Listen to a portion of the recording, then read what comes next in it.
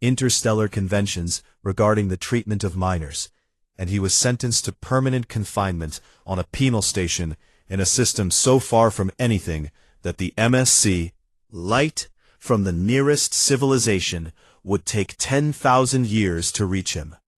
His crew received similar sentences, and none of them spoke in their own defense, because there was nothing to say.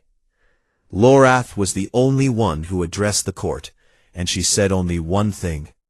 I told him what would happen, and he did not listen, and I should have stopped him myself, and I did not, and that is my crime. She received a reduced sentence, and she would spend the rest of her life wondering if she deserved it. On the other side of the galaxy, in a studio on a Velshi media station, the Dothari merchant Severus sat in a chair under bright lights and faced an interviewer who wanted to know why he had reacted the way he did on the bridge of the Silent Fang when he saw the cargo manifest. Severus was quiet for a long time, and his 4 eyes blinked in that slow, one pair at a time way that meant he was thinking carefully. Every species in the galaxy has some form of parental protection instinct, he said. The Gorval will fight for their larvae, and the Velshi will sacrifice themselves for their clutchmates, and even the Krelvathi will defend their breeding pools if threatened. And this is normal, and this is biology, and this is expected. He leaned forward. But humans are different, and I will tell you how they are different, because I have traded with them for 15 years, and I have watched them, and I have studied them, and the difference is this. He held up one finger. When a Gorval parent defends its larvae, the intensity of the response matches the threat, and a small threat produces a small response, and a large threat produces a large response, and this is proportional, and this is rational, and this makes sense. He held up a second finger. When a human defends a child, the intensity of the response does not match the threat, and it does not scale with the danger, and it does not follow any rational calculation that any other species would recognize. He paused. It scales with the vulnerability of the one being threatened, and the younger the child, and the more helpless the victim, the larger and more violent and more absolute the response. And there is no upper limit, and there is no point at which a human will stop and calculate whether the cost is worth the benefit, because they do not calculate and they do not stop. The interviewer asked if this was unique to the parents of the children. Severus made a sound that was the Dothari equivalent of a sad laugh. That is the part that should frighten you most, he said.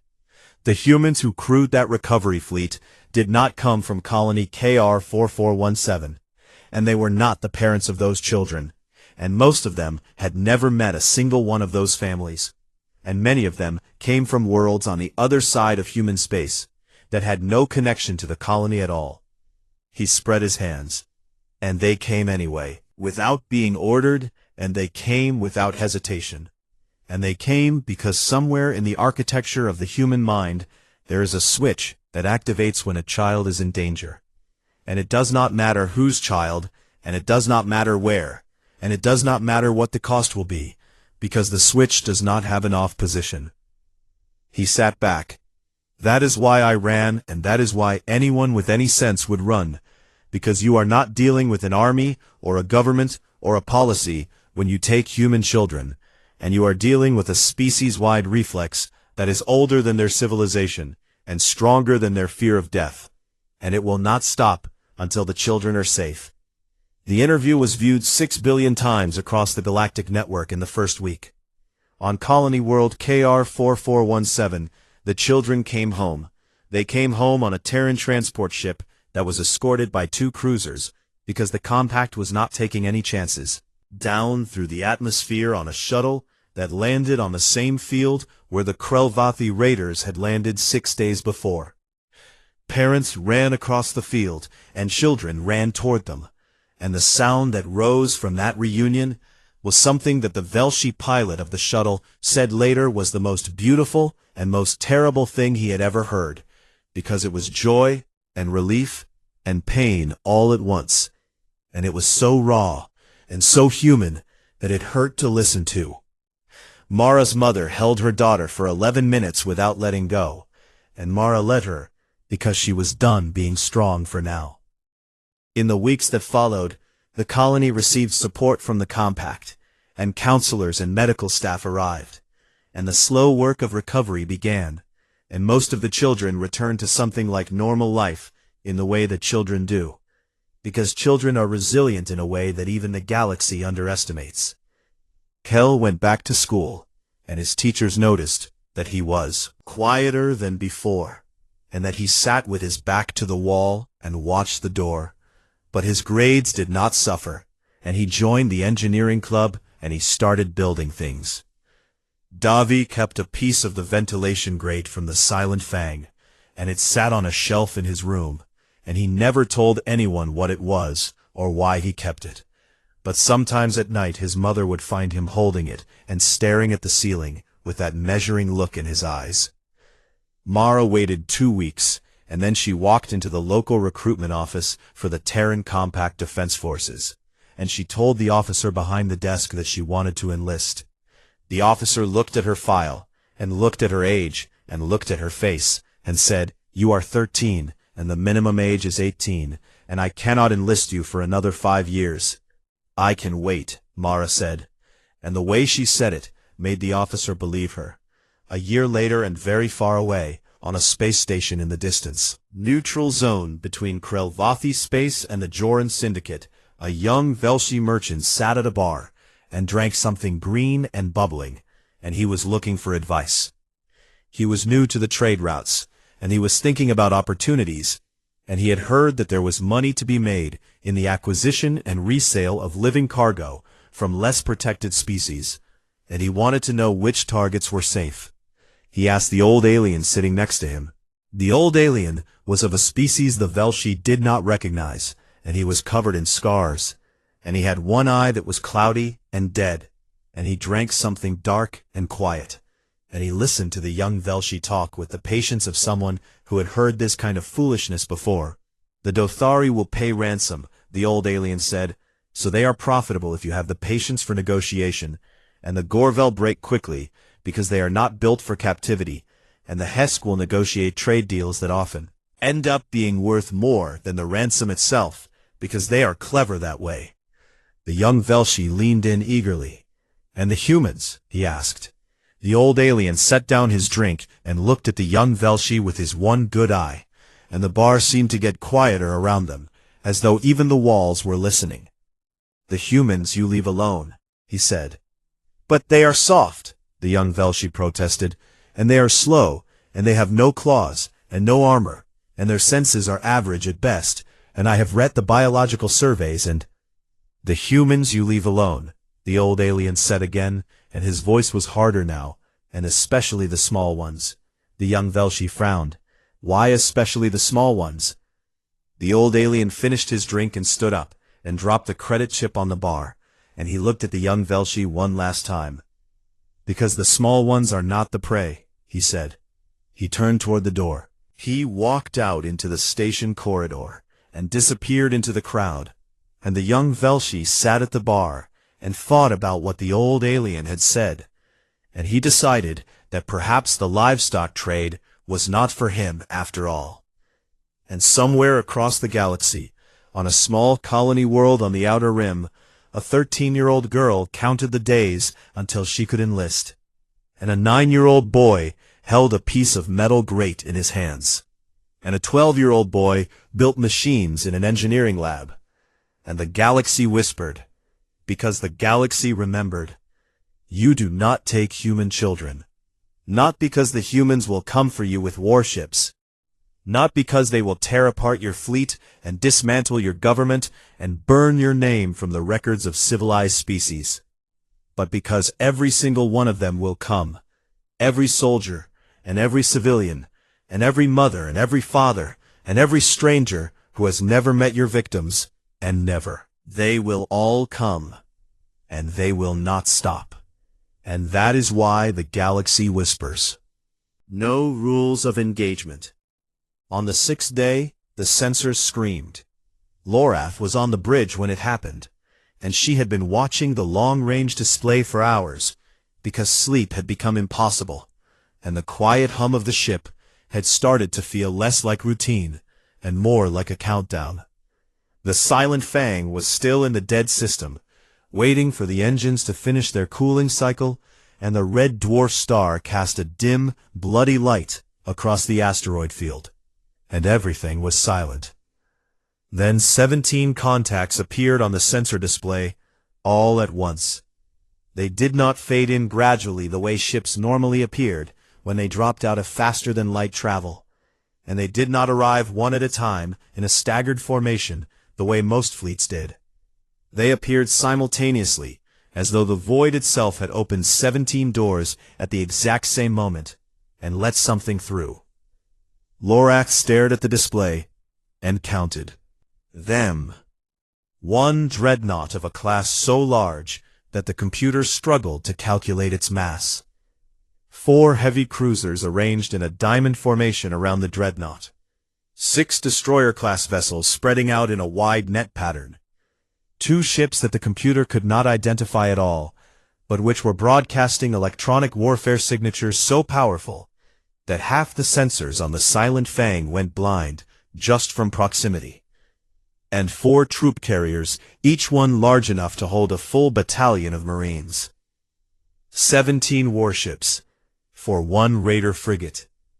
Virak was summoned to the bridge, and he arrived with his armor half-fastened, and his eyes still clouded with sleep. And he looked at the sensor display, and for the first time since Lorath had served with him, she saw something crack behind those amber eyes. "That cannot be correct," he said. "It is correct," Lorath said. The communications console activated, and an incoming signal appeared on a channel that the Silent Fang had not opened, and had not authorized, and should not have been accessible to anyone outside the ship. The humans had cracked their encryption without effort. Virak opened the channel. The face that appeared on the screen belonged to a human woman with short dark hair and brown eyes and a face that showed absolutely nothing. And she wore the uniform of the United Terran Compact Navy, and the insignia on her collar marked her as a captain.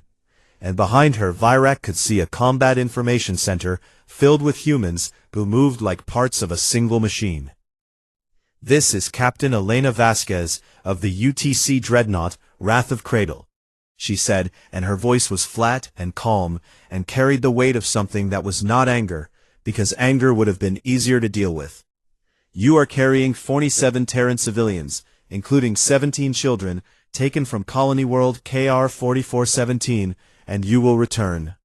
Virak straightened to his full height and crossed both sets of arms and bared his teeth, which was a Krelvathi dominance display that had made dozens of species back down over the years.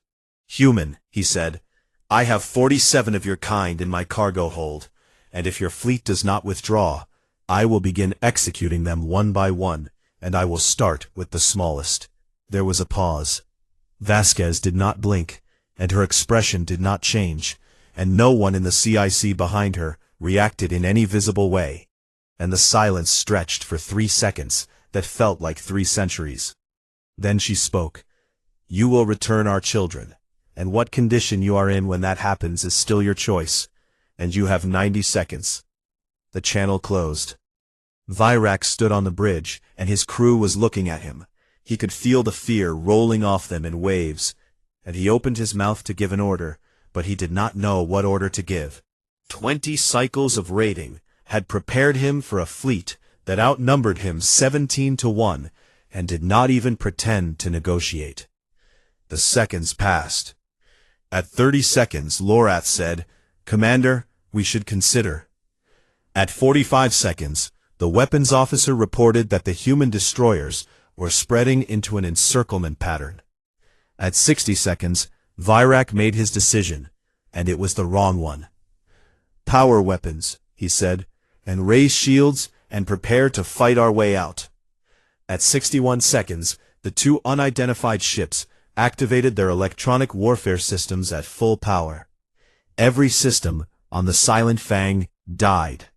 The lights went out, and the engines went silent, and the weapons powered down, and the shields collapsed, and the artificial gravity failed on every deck except the cargo hold, where the human captives were being kept, because the humans had targeted their attack with surgical precision to disable the ship without harming the people inside it. The silent fang went dark and cold and dead, and it drifted in the dim red light of the dying star like a corpse. Emergency lighting flickered on in narrow strips along the floor, and Virak floated in the zero gravity of the bridge and grabbed a console to steady himself. And he heard his crew shouting in the dark, and he heard something else too, a sound that came through the hull, the deep resonant clang of boarding craft attaching to the outer airlock doors. Virak had heard that sound before, because he had made that sound himself when boarding other ships, and he knew what came next. The airlocks blew inward. Terran Marines entered the silent fang in hard vacuum, because they had vented the atmosphere in the boarding corridors before breaching, and they wore full assault armor that was sealed against the void, and they moved through the ship in teams of 4, with a coordination that was silent and absolute. Did not shout commands at each other, and they did not use radio communication, and they moved on hand signals and shared instinct, and the kind of wordless understanding that comes from training so brutal and so thorough that individual thought is replaced by collective purpose. Krelvathi guards tried to resist in 3 separate sections of the ship. In the forward corridor, a guard named Dretch raised his weapon, and a Marine put a round through his shoulder before he could fire, and the round was a non-lethal kinetic impact, designed to incapacitate without killing, because the Marines had been given specific orders: disable the crew, and do not kill unless absolutely necessary, because the children were watching, and Captain Vasquez had decided that the children would not see death today. In the engine room, 2 guards surrendered the moment the Marines appeared, because they had seen what the electronic warfare ships had done to the silent fang, and they understood that resistance was not courage, but suicide.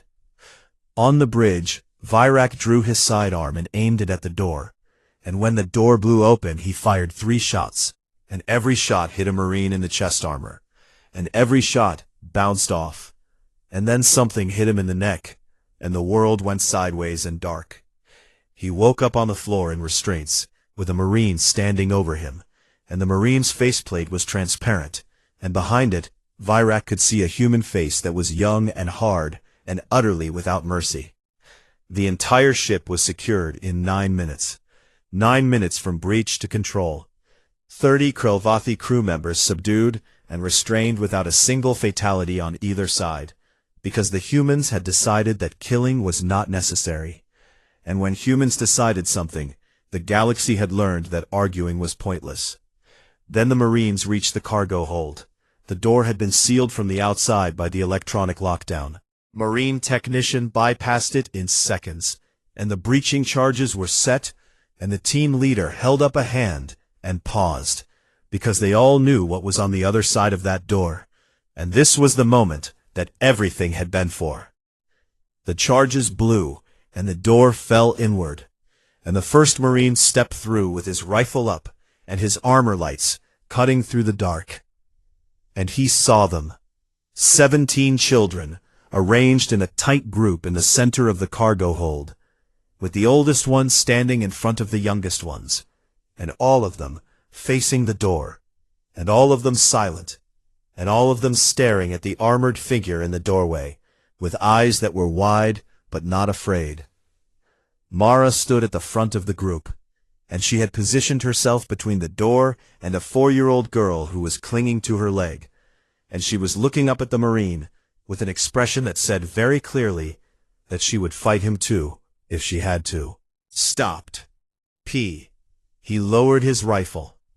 He knelt down on one knee so that he was at eye level with the children, and he reached up with both hands and unsealed his helmet and pulled it off, and his face was streaked with sweat, and his eyes were red, and his jaw was clenched so tight that the muscles stood out like cables under his skin. But his voice was gentle. "Hey," he said, "we are here, and you are going home." Mara held it together for 2 more seconds, because she had been holding it together for 6 days, and she had been the leader, and the protector, and the planner, and the one who did not cry, because if she cried, the little ones would cry. 2 seconds. Then her face crumbled, and she was 13 years old again, and she was just a kid who wanted to go home.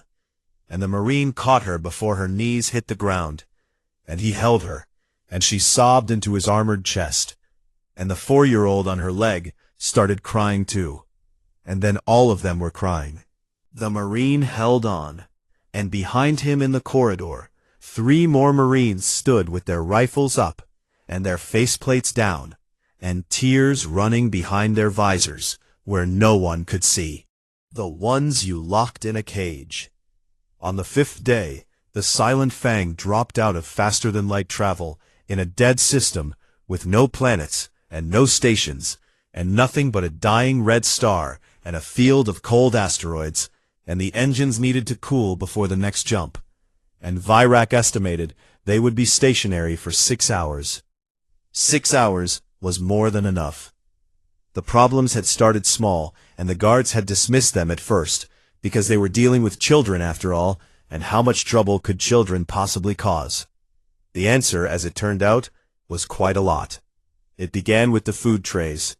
The Krelvathi fed their captives twice a day with a nutritional paste that was bland but adequate, and the trays were made of a lightweight composite material, and each tray came with a flat utensil that was designed to be too dull and too flexible to be used as a weapon. On the 3rd day, Kel, who was 12 years old, and had the kind of quiet, watchful face that adults often mistook for shyness, discovered that if you bent the utensil back and forth enough times in exactly the same spot, the composite material would fatigue and snap, and the broken edge would be sharp enough to cut through the soft polymer seals around the ventilation grates in the ceiling of the cargo hold.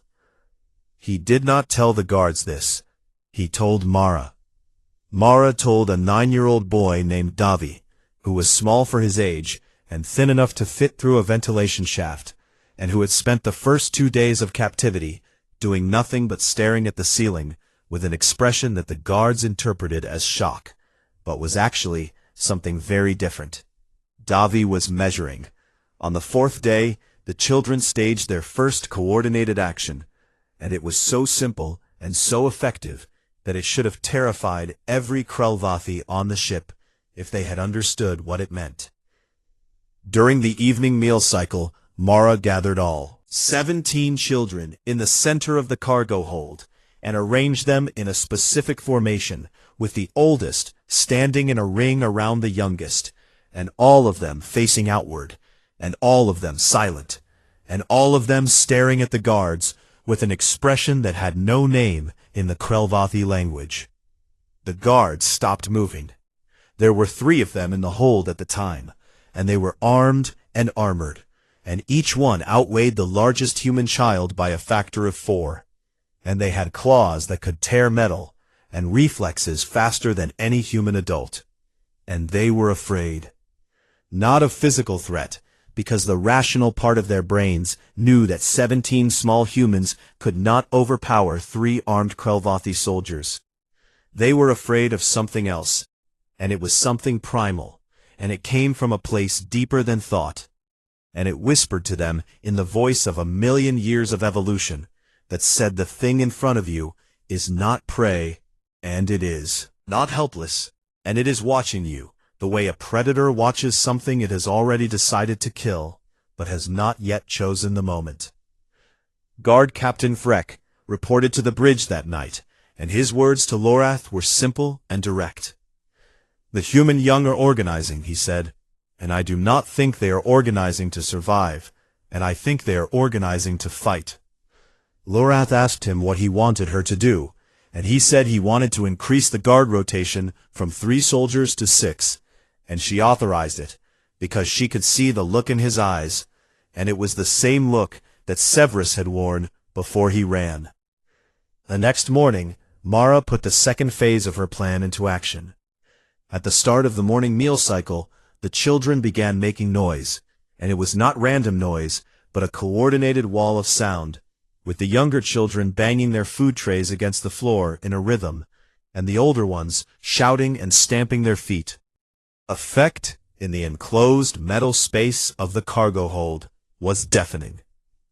Every guard in the hold moved toward the source of the noise because that was their training and that was their instinct. And none of them noticed that Davi was not among the children making noise, because Davi was already in the ventilation shaft. He moved through the narrow metal corridors above the ceiling with the careful practiced silence of a child who had grown up playing hide-and-seek in the grain silos of a farming colony. And he did not try to escape because Mara had told him not to try to escape. Mara had told him to map the ship, and so he did. He crawled through the ventilation system for 45 minutes, and he memorized every turn and every junction and every room he could see through the grates below him, and he counted doors and estimated distances and noted which sections had guards and which did not. He found the engine room and the bridge and the armory and the escape pod bay and the communications array, and he filed every detail in his 9-year-old brain with a precision that would have impressed a military intelligence officer. Then he crawled back to the cargo hold and dropped through the grate and rejoined the other children, and no one noticed he had been gone. He told Mara everything, and Mara listened and asked questions, and then she sat quietly for a long time and thought. She was 13 years old, and she was a farmer's daughter from a colony world with no military training and no combat experience and no tactical education of any kind. But she was human, and being human meant that somewhere deep in the architecture of her brain there were patterns and instincts that had been refined over 200,000 years of a species clawing its way to the top of a food chain on a world that had tried very hard to kill it. And those patterns were waking up now in the dark of a cargo hold on an alien ship. Did not know the words for what she was doing. A military strategist would have called it intelligence gathering and operational planning and force disposition analysis. Mara just called it getting ready. Meanwhile, on the bridge, the situation was deteriorating in ways that Virak refused to acknowledge.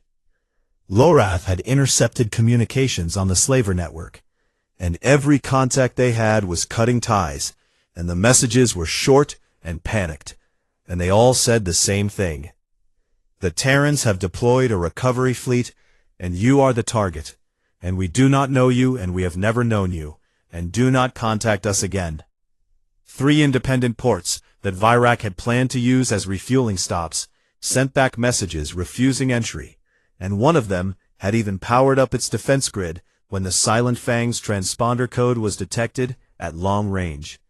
Word had spread across the sector faster than light itself. Lorath brought this information to Virak, and she brought it calmly and clearly, and she laid out the tactical situation, which was that they were now alone in hostile space, with no allies and no safe ports, and a human battle fleet somewhere behind them that was getting closer with every hour. Virak's response was to backhand her across the face with one of his forearms and tell her to stop being a coward. She returned to the bridge with blood running from a cut above her eye, and she said nothing. And she thought about what the intelligence database had said about the Threki, and she wondered if there would be anything left of the Krelvathi to sign a surrender. In the cargo hold that evening, something happened that the guards could not explain and could not control and could not stop thinking about. The children were settled for their sleep cycle, and the lights had been dimmed, and the youngest ones were curled up in the center of the group, with the older children arranged around them in a dark cell. Protective circle. And they were humming. It was a low, quiet sound that rose and fell in a pattern that had no equivalent in Krelvathi music. And it was not a song exactly, but something older and deeper, and it resonated in the metal walls of the cargo hold, and filled the space with a vibration that the guards could feel in their bones. It was a lullaby. The children were singing the youngest ones to sleep, and they were doing it in a place of fear and captivity and darkness. And they were doing it without being asked, and without being organized, and without any adult telling them to do it. They were doing it because they were human, and because this is what humans do. They take care of each other. Guard Captain Vrex stood outside the hold and listened, and he felt something shift inside him that he would never be able to put back. And he looked at the armed soldiers standing beside him, and he saw the same thing in their eyes. Livestock. These were the children of something that the galaxy was right to be afraid of, and the Silent Fang had not captured them. The Silent Fang had locked itself in a cage with them, and somewhere in the dark between the stars, the wrath of Cradle was getting closer. The first signs. 72 hours after the raid, the Silent Fang was deep in faster-than-light transit, and the ship hummed with the low vibration of engines, pushing hard toward the Joran Syndicate markets. And everything should have felt routine and normal and under control. It did not. The first report came from a guard named Dretch, who was a young Krelvathi with more muscle than brain, and who had been assigned to the cargo hold on a rotating 8-hour watch, and who came to Lorath on the bridge with a look on his face that she had never seen on a Krelvathi soldier before. "The children are wrong," Dretch said. Lorath looked up from her console and waited for him to explain, and he struggled with the words for a long time before he could get them out. "When we took the Gorval captives last cycle, they screamed for days," Dretch said. "And when we took the Hesk, they begged and offered bribes. And when we took the Velshi merchants, they curled into balls and refused to eat, and all of these things are normal and expected, and I know how to deal with them." He paused, and his amber eyes were troubled. "The human children are not doing any of these things," he said. "They are quiet, and they are watching, and the oldest ones have organized the younger ones into groups, and they share their food equally, and they sleep in shifts, and there is always at least one of them awake and watching the door." Lorath felt something cold move through her body, and she was not sure what to call it, because she had never felt it before on a slaving run. "They look at me," Dretch said, and his voice dropped low. "When I bring the food trays, the older ones stand in front of the younger ones, and they look at me, and there is something in their eyes that I do not have a word for, and it is not fear." Lorath dismissed him and told him he was being foolish. But after he left, she sat alone on the bridge for a long time and thought about what Severus had said before he ran. She was still thinking about it when the hypercom console lit up. The signal came on a broad-spectrum channel, which meant it was not directed specifically at the Silent Fang, but was instead being broadcast to every ship and station and satellite within 100 light-years. And the header identified it as originating from the United Terran Compact, and the priority code was one that Lorath had never seen before. She opened it. The message was short, and it was written in 17 galactic trade languages, and it said the same thing in every single one of them. A Terran colony on the Outer Rim world KR-4417 had reported the abduction of 47 civilians, including 17 children, and the United Terran Compact had authorized the deployment of a full recovery fleet under emergency protocol, and any vessel or station found to be harboring or assisting the perpetrators would be considered a hostile combatant. Treated accordingly. There was no request for negotiation, and no offer of terms, and no mention of ransom or exchange, and no diplomatic language of any kind. Lorath read it 3 times, and then she pulled up every record she could find in the ship's intelligence database on Terran recovery fleets. There were 6 recorded deployments in the history of the galactic community. The first had been against a Vrelian hive ship that had taken 11 human children from a transport vessel, and the Terran response had involved 47 warships, and the complete destruction of the hive ship, and the orbital bombardment of 2 Vrelian staging bases, and the recovery of all 11 children alive.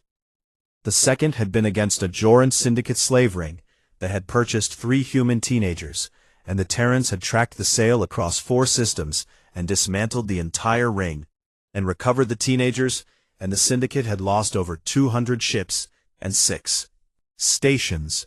The third and fourth and fifth entries were similar in scale and outcome, and Lorath read them with growing dread. The 6th entry was the one that made her blood turn to ice.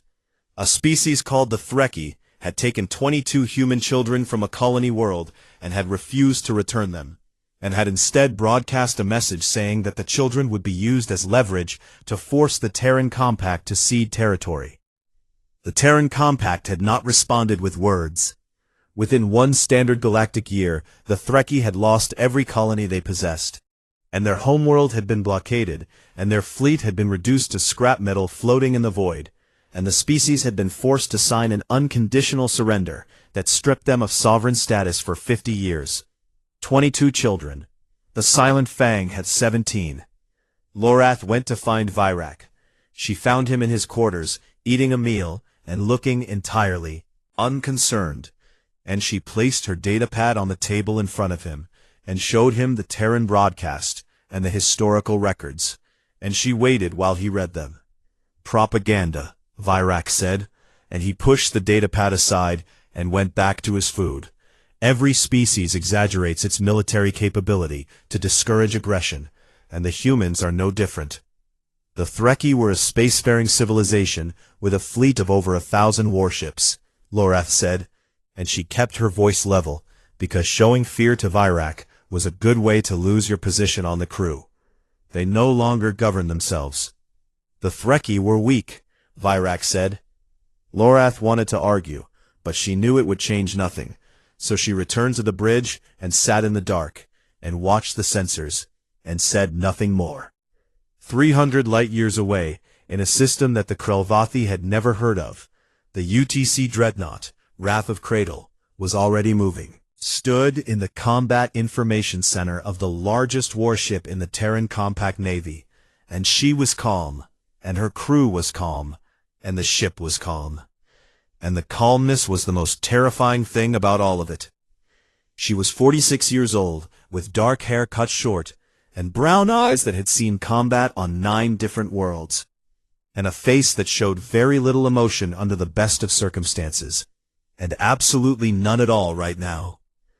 Around her, the CIC was a hive of quiet efficiency, and every station was manned, and every screen showed tactical data, and every officer moved with the kind of precise mechanical focus that came from training so thorough it had replaced conscious thought with reflex.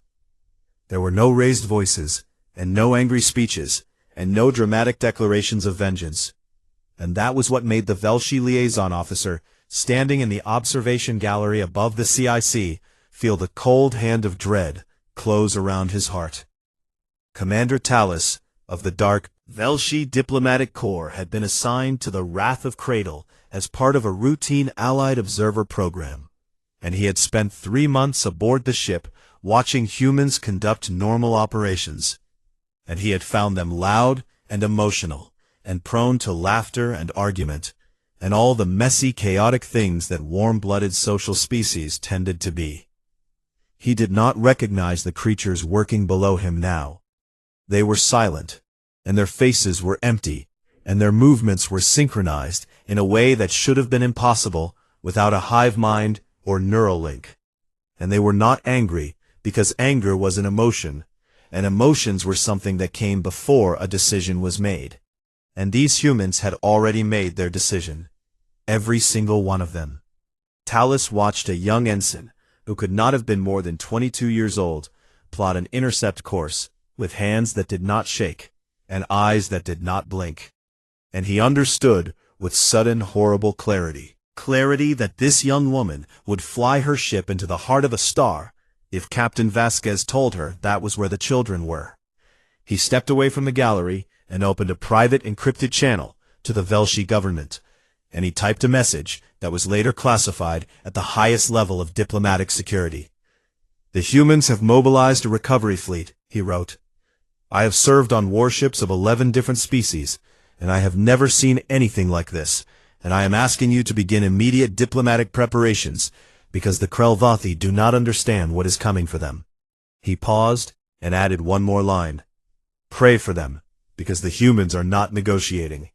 On the bridge of the Silent Fang, the long-range sensors showed nothing, and Virak slept well that night, and the ship moved through the dark between the stars. And in the cargo hold, Mara sat with her back against the wall, and a younger child sleeping in her lap. And She watched the guards change shifts, and she counted the seconds between patrols, and she memorized the pattern. She was 13 years old, and she was already making a plan. The Cargo Manifest. The celebrations aboard the Silent Fang were loud and drunk and full of the kind of confidence that only comes from a successful raid with 0 casualties on your own side. Commander Virak Tal Shen stood on the bridge of his Kralvathi raiding frigate and watched his crew pass bottles of Joran fire liquor between their clawed hands while they laughed and slapped each other on the back and bragged about how easy it had been. And it had been easy. The human colony on the Outer Rim world designated KR-4417 was a farming settlement, with barely 300 residents, and no orbital defenses worth mentioning, and no military garrison, and no warships in the system, and nothing at all to stop a well-armed frigate from dropping out of faster-than-light travel and putting boots on the ground before anyone could even send a distress signal. 47 humans now sat in the cargo hold of his ship, and every single one of them was worth a small fortune on the black markets of the Joran Syndicate. Virak was pleased with himself, and he had every reason to be. He was a tall creature, even by Kralvathi standards, with hard gray skin like stone, and 4 arms that ended in hands tipped with claws that could punch through steel plating, and eyes that glowed a faint amber in the low light of the bridge, and a mouth full of teeth that had evolved to crack bone. He had been raiding for over 20 cycles, and he had taken captives from 9 different species, and he had never once been caught, or cornered, or outmatched. And he saw no reason why this time would be any different. His second-in-command, Lorath, stood near the navigation console, and she was not celebrating, and she had not touched the fire liquor, and she was watching the long-range sensor display with an expression that Virak chose to ignore. He had more important things to think about. The docking clamps engaged with a deep metallic thud. The Silent Fang locked itself to the orbital bazaar known as Creech Station, which was the kind of place where no government had authority, and no law applied, and no questions were asked as long as you had currency. Virak sent word ahead, and within the hour his buyer arrived. Severus was a Dothari, which meant he was short and soft-bodied, with pale blue skin and 4 black eyes arranged in a diamond pattern on a face that always looked vaguely worried about something, and he moved with the careful shuffling steps of a species that had long ago decided that running away was a perfectly acceptable survival strategy. But Severus was also the best livestock appraiser on this side of the galactic arm, and he had made Virak very rich over the years, and Virak trusted him as much as he trusted anyone, which was not very much at all, but enough.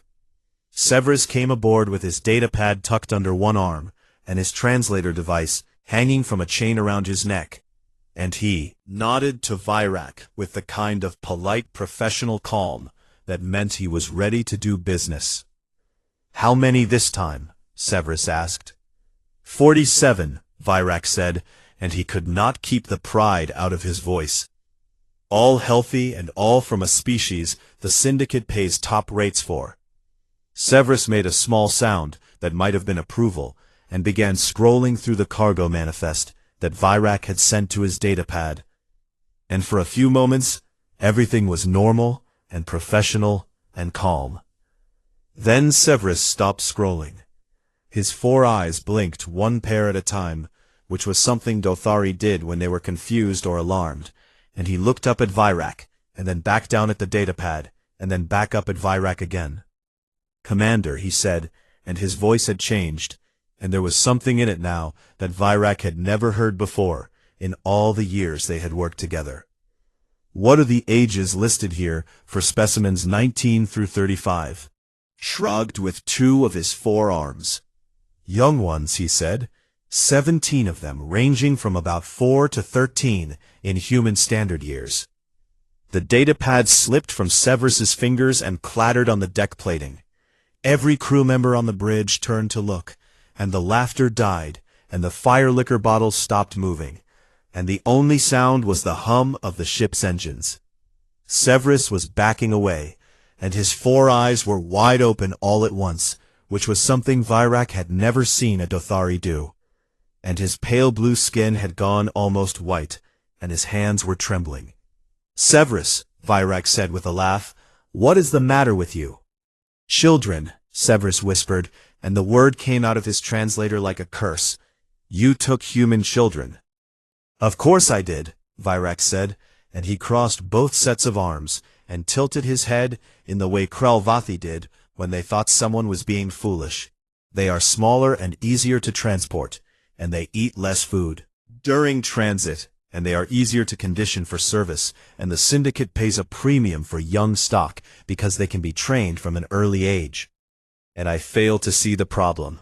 Severus was at the bridge door now, and he looked like he was about to run, and his breathing was fast and shallow, and his 4 eyes kept darting between Virak and the corridor behind him, as though he expected something terrible to come through it at any moment. "The problem," Severus said, and his voice was barely above a whisper, "the problem is that you have just done the one thing that every species in this galaxy knows you do not do." Virak laughed again, but it was a shorter laugh this time, and there was something in the way Severus was looking at him that made the laughter feel hollow. "You can raid human cargo ships," Severus said, and he was counting on his fingers now. "You can attack their frontier outposts, and you can steal their technology, and you can even kill their soldiers in battle, and they will respond with force. Yes, but they will respond within the boundaries of what the galaxy considers normal military retaliation." He held up one trembling finger. "But you took their children, Virak, and there are no boundaries for what comes next." Virak opened his mouth to respond, but Severus was already moving through the door, and his footsteps were fast and uneven, and he was almost running. "Severus," Virak called after him, "you are being ridiculous, and I expect you back here within the hour to complete the appraisal." Severus stopped at the end of the corridor and turned back, and his 4 eyes were full of something that Virak had only ever seen in the eyes of prey animals on hunting worlds, and it took him a moment to recognize it. It was pity. "I will not be within 100 light-years of this ship by tomorrow," Severus said, "and if you have any survival instinct left in that thick gray skull of yours, you will put those children in escape pods and launch them with a beacon, and then you will run as far and as